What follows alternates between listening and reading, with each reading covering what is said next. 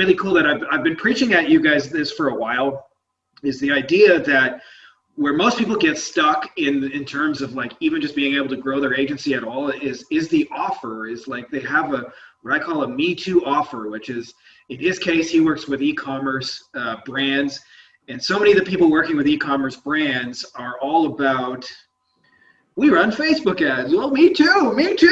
Well, I do better Facebook ads. Me too. I do even better than the last guy did it. I got a 6.5 ROAS.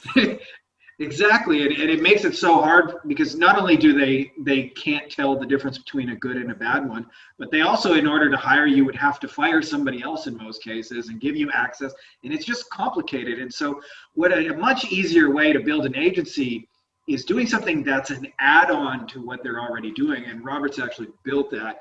So for those who don't know you, can you tell me just how you do a little bit of add-on, and then we'll talk about like why that's so damn cool? What I add on or how I add on? Really anywhere you want to go with it that you think would be somebody to hear.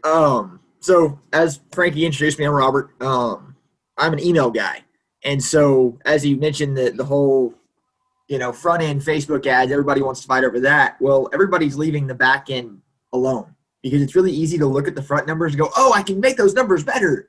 Well, I can make money that you didn't even know you were making in your business. And so it's an add-on.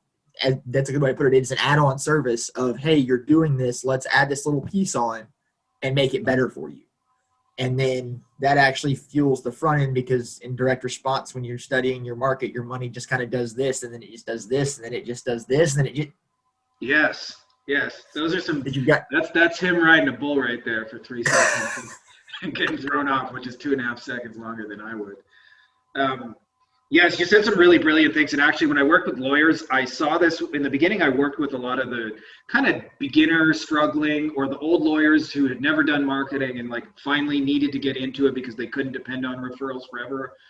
Right. And they had considered always like running ads on TV, and they would say, such and such lawyer, and they would name the 800-pound gorilla in their area. I think in your area, it's Jim Adler, the Texas Hammer.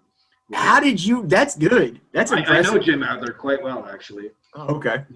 And for those of you who don't know, he's quite an interesting character because he spends $25 million a year on TV ads throughout the state of Texas, and most of them are like him angry, standing out on a truck going, "Insurance companies need to be hammered." And he's actually in real life the most quietest, soft-spoken guy you'll ever meet, which is the exact opposite of the character he plays on TV.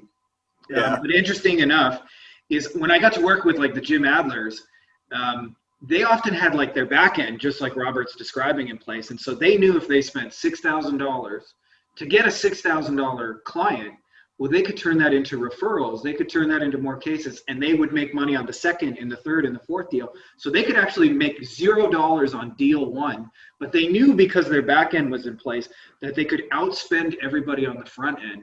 And so it's really interesting how you've positioned your add-on because it actually enables people to be better at their front end. Can you just describe a little bit of how that works with your clients and how they're able to like actually invest more into Facebook ads when they pick up? Yeah.